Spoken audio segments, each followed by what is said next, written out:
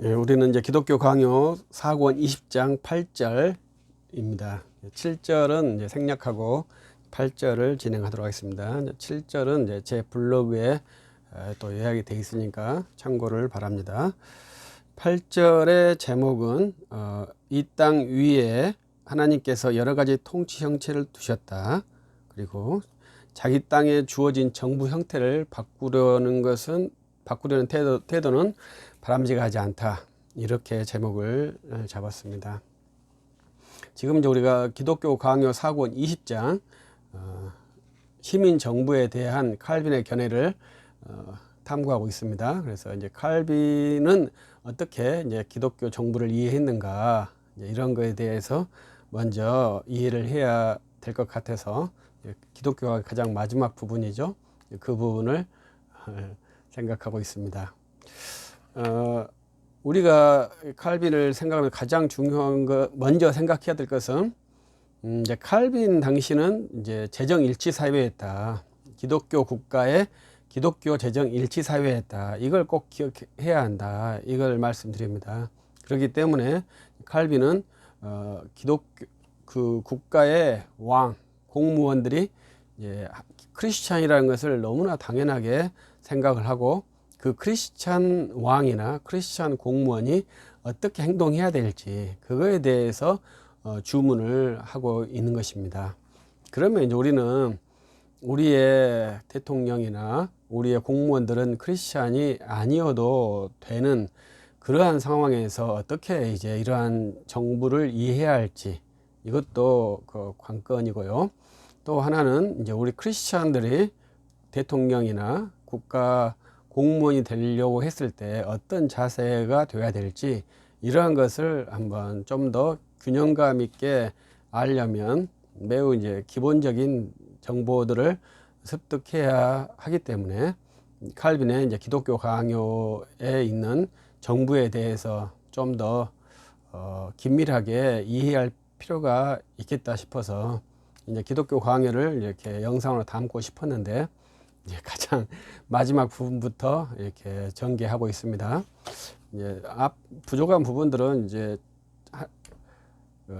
제 블로그에 본다면 이제 거기에 정리가 되어 있으니까 보시면서 이제 훈련을 한다면 좋겠습니다. 그래서 사권 8장은 국가가 어떻게 형성되었는가 이런 거에 대해서 이제 칼빈이 논하고 있다고 생각해요. 그래서 이제 첫 번째 들어가면서 칼빈은 어떻게 이것이 이루어졌는가 생각하지 말라 이렇게 제언을 하고 있죠. 그래서 우리가 창세기에서 이제 방언이 나뉘어질 때 그때 이제 민족과 언어로 이제 나누어지죠. 그러나 이제 언어가 다르기 때문에 다른 국가가 되는 것은 아니죠. 그래서 다 언어 국가, 다 민족 국가가 있죠. 그 당시에도 있었습니다. 그러나 또 언어가 같아도 또 국가가 다를 수도 있죠. 그러니까 이제 국가를 뭘로 언어나 혈통으로 규정한다. 이것이 쉽지 않은 것이죠. 우리가 미국이란 나라의 땅을 이해한다면 알래스카는 미국의 본토에서 떨어진 대륙의 국토를 갖고 있잖아요. 어떻게 그런 것이 이해를 할 수 있겠어요. 그러나 합법적인 관계로서 이제 그 알래스카라는 땅을 미국이 자국 국토로 갖고 있겠죠. 우리나라도 이제 그러한 땅들이 생기면 좋겠죠. 우리가 덴마크라는 나라도 조그만 나라 같지만 그린란드라는 본토보다 훨씬 더 큰 섬을 가지고 있죠. 그런 것도 어떻게 또 이해하겠습니까? 그러니까 우리가 국가를 이해한다는 것이 쉽지 않다. 이제 이것을 이제 칼빈은 제시하는 것 같아요. 그 당시도 마찬가지죠. 칼빈 당시의 국가와 우리의 국가는 완전히 다릅니다. 그래서 베스트팔렌 조약이 근대화의 시작인데 그때 이제 현대의 유럽의 모습이 등장하죠. 그 전에는 스위스란 나라가 없이 이제 스페인의 공국 지배국이었죠. 그래서 거기서 독립을 해서 이제 연합 국가로서 국가를 만든 것이 이제 스위스 연방 국가인데요. 거기에서 이제 칼빈이라는 사람이 이제 주도적으로 제네바를 감당했었죠. 그보다 베네바보다 훨씬 더 큰 도시들이 베른이나 바젤, 큰 도시들이 있었죠. 제네바가 스위스의 가장 큰 도시는 아닙니다. 근데 칼빈이 거기에서 주도적으로 제네바에서 일을 했었고, 그 개혁파 교회를 이루는데 칼빈이 상당히 주도적인 역할을 했다고 저는 생각합니다.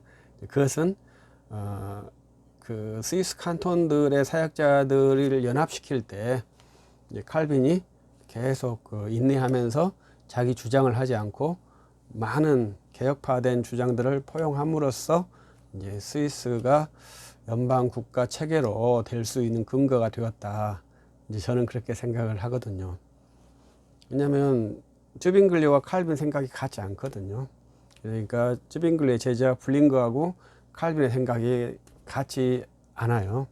그래도 이제 칼빈은 블링거의 견해에 동의해주고 같이 신앙 고백서를 만들면서 하나의 신앙으로서 도시들이 연결됐기 때문에 연방이 가능했죠. 그때 달라 이렇게 하면은 연방이 되기 어렵죠. 그래서 이제 국가라는 것을 그렇게 이성으로 이해할 수 없다 이러한 것이고요. 두 번째 칼빈이 지적한 것은 단독 통치자의 그 통치 형태에 대해서 문제를 지적한 것입니다. 그래서 이것을 이제 독재 정치라고 하기도 하고 군주 정치라고 하기도 하고 이렇게 번역을 할 수 있겠죠. 독재 정치는 언제나 많은 부당한 것을 갖고 오죠. 그래서 칼빈은 이제 그거에 대해서 좋다고 생각을 하지 않았습니다. 그럼 반대로 뭐겠습니까? 민중 정치. 이건 좋겠습니까? 이 땅에서 민중 정치가 실현된 적은 한 번도 없습니다. 그러니까 그것은 불가능하다는 것이죠.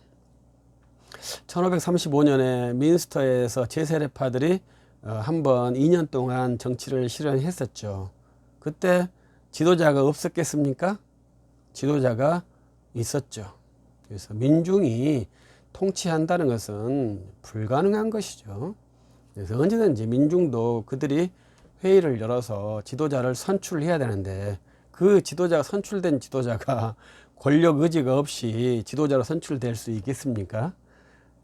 그럴 수는 없죠. 그렇기 때문에 민중 정치는 불가능한 것이죠. 독재 정치는 가능한 것이죠.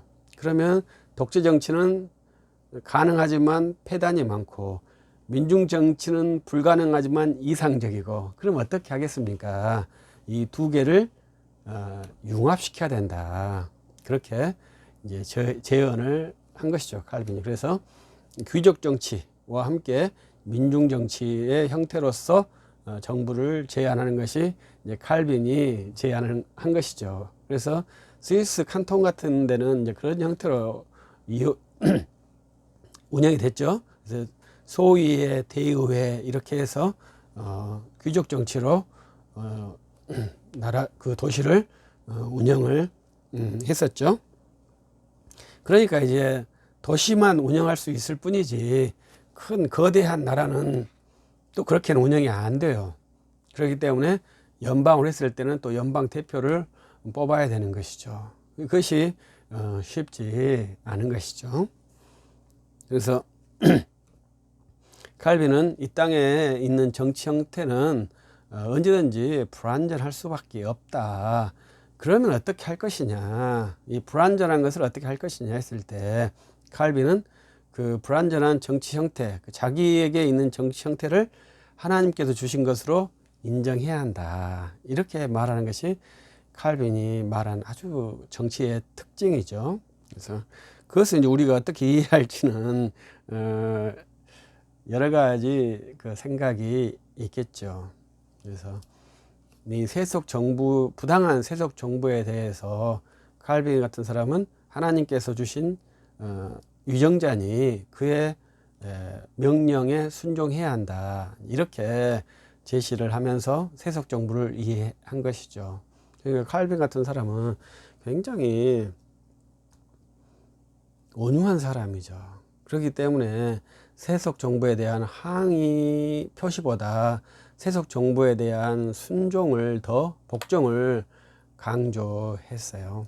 그러면 이제 우리 칼빈파들이 이제 기독교 강연을 이렇게 썼지만 칼빈파들이 그렇게 했겠냐, 이게 중요한 것이죠. 칼빈의 제자들의 유력한 제자는 존 낙스와 베자, 데오로드 베자라고 볼 수 있습니다.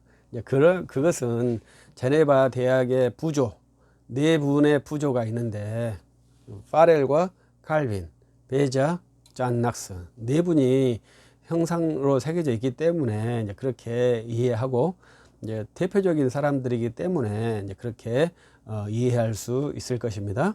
그러면 존 낙스와 데오로드 베자는 칼빈이 이렇게 말한 것을 수용했겠습니까? 그 인정은 안 할 수는 없죠. 왜냐하면 너무나 지당한 말이니까요. 그러나 현실적으로 그것을 인정했을 때 존립이 안 되는 상황에서 어떻게 해야 할까요?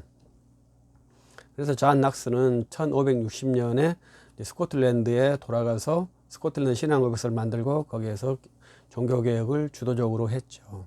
이제 칼빈은 1564년에 소천을 했습니다. 그러니까 그 당시에 이제 존 낙스는 스코틀랜드에 들어가서 종교개혁을 시작했죠. 그 다음에 칼빈이 소천하고 난 다음에 유근호 전쟁이 발생했습니다. 그리고 좀 더 있다가 이제 성 바돌롬의 학살이 되죠. 그때 베자가 이제 개혁교회 대표라고 할 수 있는데 어떻게 하겠습니까?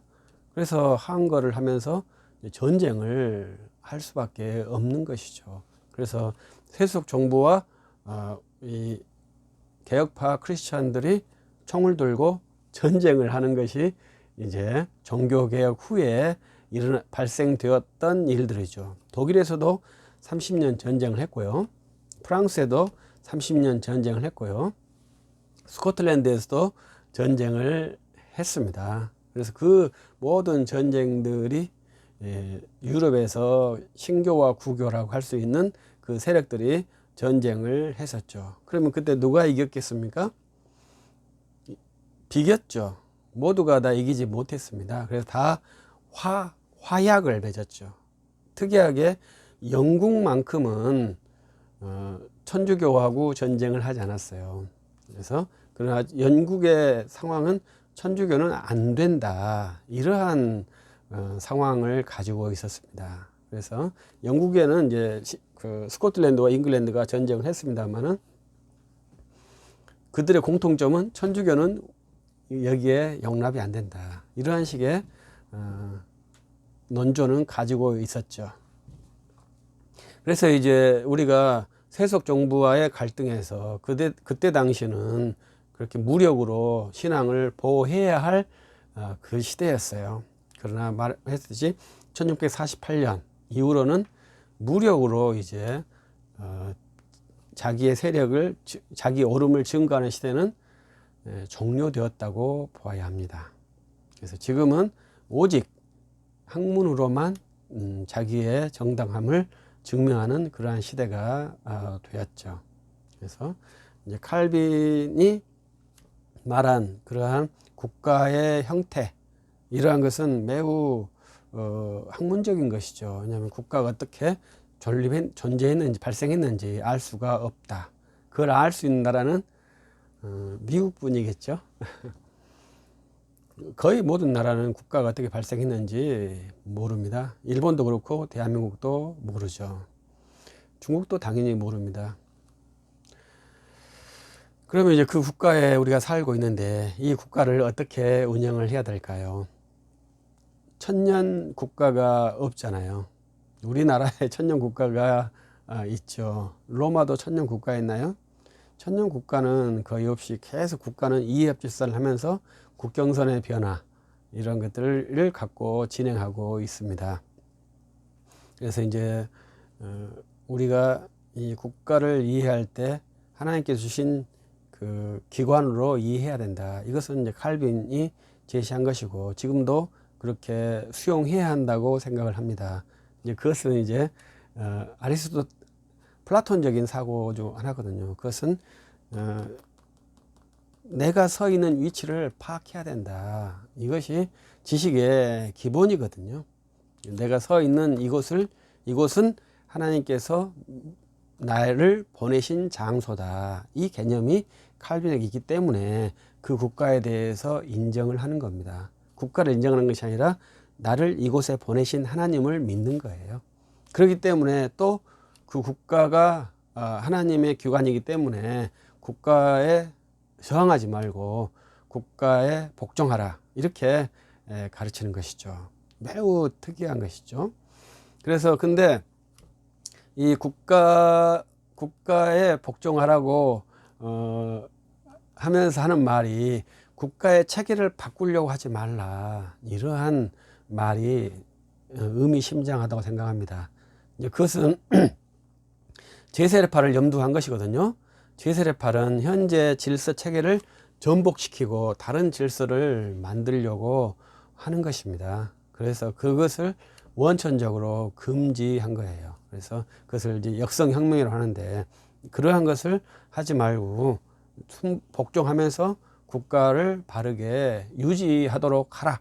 이것이 이제 칼빈의 기본 테마죠. 그래서 그런데 이제 공산 국가들 같은 데서 이렇게 칼빈의 교리를 싫어하는 것도 참 이해하기가 어렵네요. 왜냐하면 국가를 굉장히 존중하고 질서를 바꾸는 것을 싫어하잖아요. 칼빈의 사상은. 그래서 이제 그렇게 해서 이제 국가를 이룰 수 있도록 이제 칼빈은 유도를 했습니다. 그러나 이제 존 낙스나 베자 이런 네덜란드 개혁파들은 스페인에서 독립을 했고 이제 스코틀랜드는 왕의 부당한 통치를 거부하고 교회의 복음의 선포로서 교회를 이룬 것을 확립했고요. 프랑스도 유그너 전쟁에서 상호 평화 조약을 맺었는데 나중에 루이 14세가 이 낭트 칙령을 깨버리죠. 그래서 프랑스가 천주교의 나라가 됩니다. 그러나 이제 프랑스 혁명이 일어나서 국교를 없애버리죠. 그러니까 칼빈이 염려한 국가의 질서가 완전히 바뀐 형태가 발생한 것이죠. 프랑스에서는. 그래서 왕이 없고 국교도 없는 그러한 새로운 질서 형태가 프랑스에서 등장을 했습니다. 그러나 다른 유럽 국가들은 왕이 있죠. 왕이 있었던 나라들은 다 왕이 있죠. 스위스나 독일은 왕이 없었던 나라이기 때문에 이제 왕이 없지만 왕이 있었던 영국이나 스페인 이런 나라들은 다 지금도 왕이 있죠. 그래서 그런 것도 일종의 크리스찬들의 기본 원리죠.